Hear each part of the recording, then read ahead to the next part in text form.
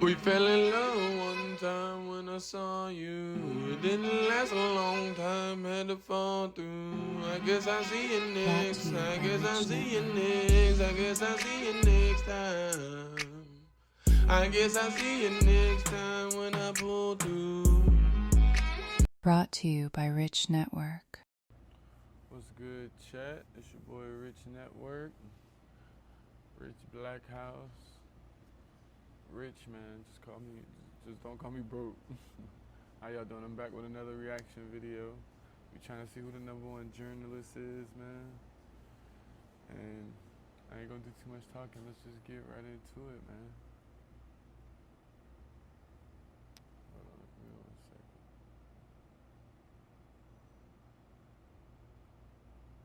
All right, we live.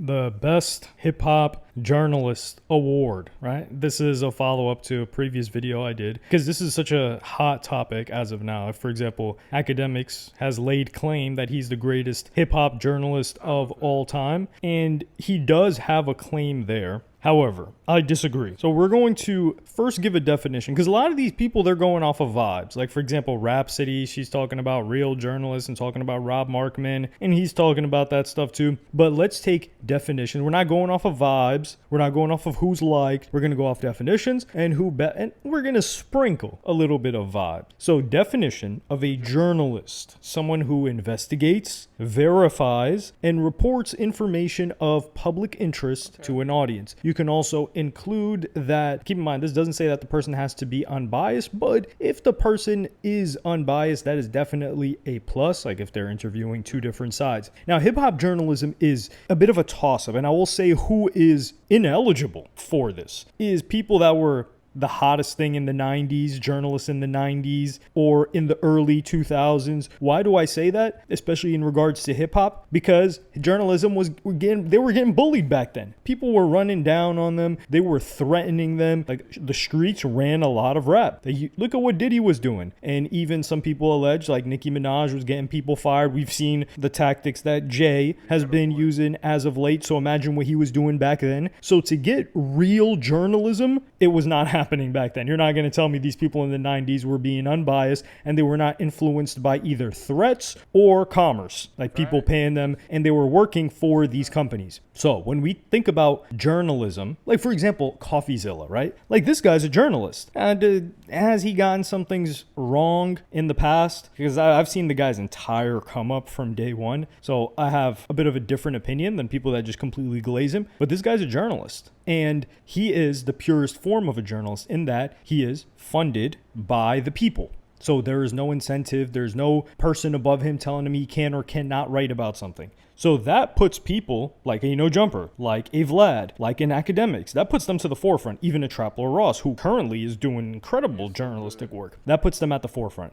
But we're gonna sum this up real quick. The video is gonna draw on for a little bit, but the person that I've seen left out of this conversation and who I am actually putting at #1 here is Sean Cotton of Say Cheese TV. And I was thinking about this and I was like, why don't people mention him? So for example, Academics has done really good journalistic work in breaking and covering. And however, when it comes to investigations, you got to keep in mind that the Migos Takeoff, that's one of the biggest murders in hip hop. And he was there that same night breaking down every frame of footage to find the exact person that did it through all of the stuff that came out. So that's a huge thing. But when you're talking about investigation, it's actually crazy to think about.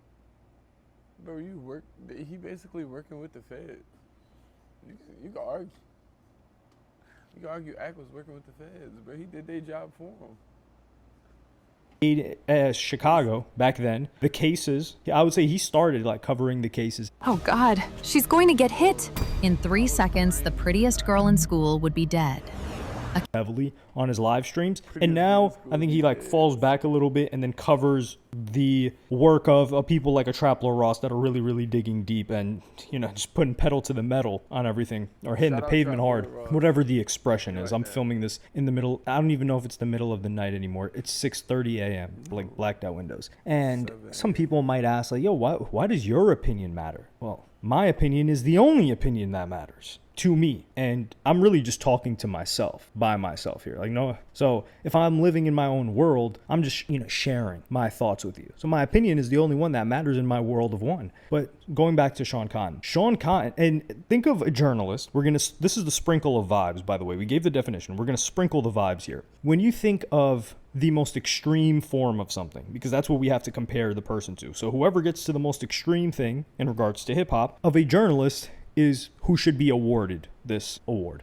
You think of a journalist in a war zone that is an independent journalist in the middle of, like, let's say, I don't know, Iran right now. They're documenting, they're talking to people on the ground, or maybe like someone in Gaza and they're going between Gaza and Israel and they're talking to people on both sides. That person is doing, you can't say that person's not doing real journalism. So that's the most extreme form. Some person that's seeing drone strikes. So there's a little bit of an element of danger, unbiased, etc. Channel 5 is doing some stuff like that too. He tries to stay really unbiased. But how do we bring that to hip hop? And why is that Say Cheese? Because Sean Cotton has not only broke, but he's investigated and interviewed so many different scenes of hip hop. We're talking the Chicago scene, like Zach TV and Say Cheese. These guys were interviewing damn near everybody in Chicago. And Zach TV was a journalist. Absolutely. He was interviewing everybody, ops, everything. And unfortunately, he passed away because of it. So he was interviewing the Chicago scene, the Detroit scene first, the Baton Rouge scene, all over Texas. He interviewed Mo 3. And we're talking about not just documenting, interviewing these people before everybody else. Also take into consideration,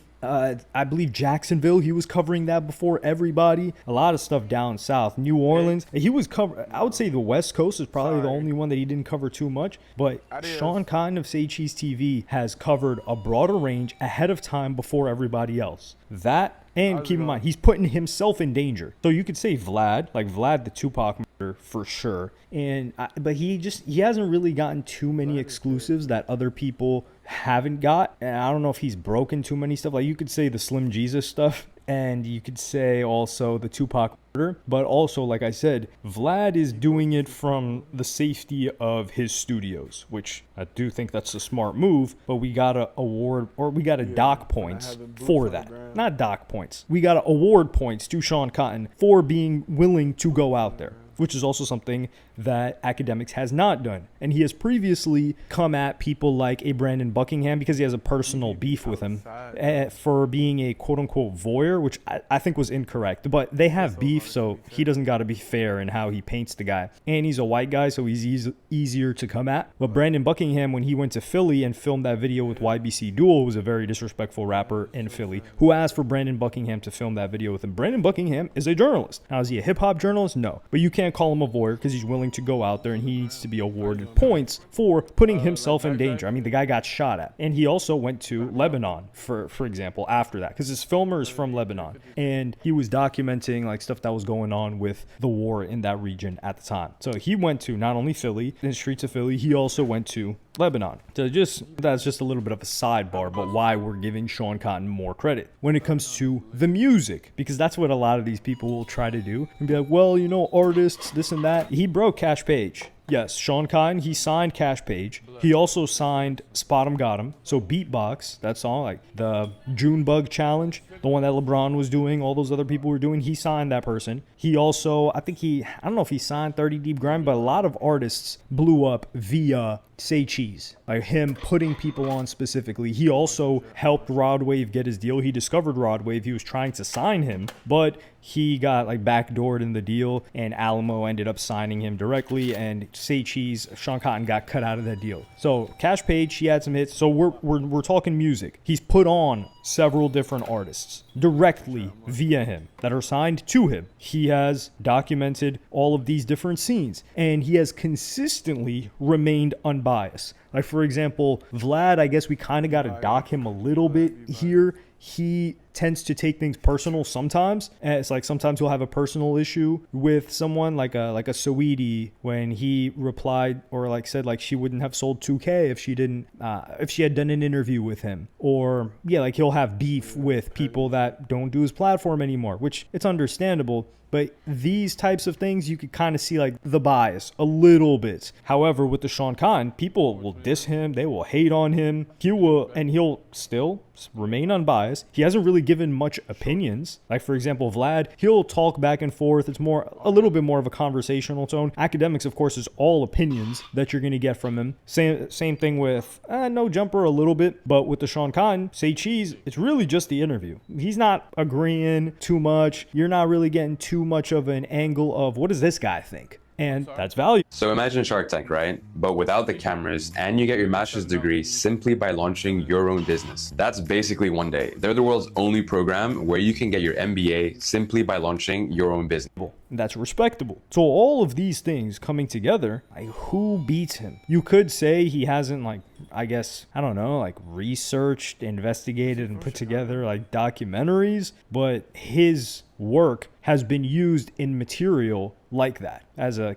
primary source. And when you think about all of these guys, these quote unquote industry journalists, they're not doing that. And also, mind you, Sean Cotton is an independent guy. So he is running his own business. All of the money is made by him. There's no incentive for him to maintain. And he's lost relationships because he's like, yo, I'm willing to interview this guy. I'm willing to interview the other side. The people are mad at me, but I have this level of integrity where I'm going to keep it pushing. Just recently, he started making videos on his own channel, I believe this year, when he quit his gambling addiction. I hope he's still quit that. That was one of my favorite channels this year. He hasn't uploaded in quite a while, but now he's given more opinions, but I don't think that affects his role as a journalist and what he's done. So like I said, 80s, 90s, we really can't count these guys, and they're still not doing it.